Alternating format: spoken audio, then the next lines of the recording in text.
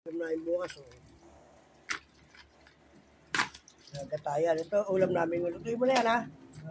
Matanggal yung bulto. Yung kailang hindi naman sa sariwa, tatanggal, hindi naman na yun.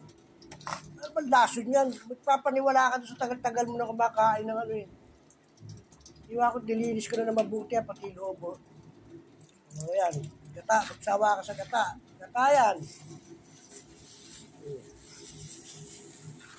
Yun ang ulam namin ngayon. Sige. Okay. Vlog yan eh. Pang-vlog namin. Asa yung ano, nyog at saka ito. Ito ilalagyan ko ng ano yan. Puro gata tayo ngayon ha.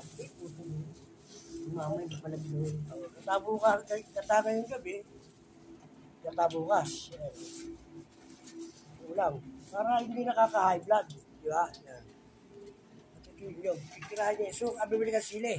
Wala yan. Wala sili verde. Pero wala. Tabo? Wala eh. Sige, tirahan mo yan.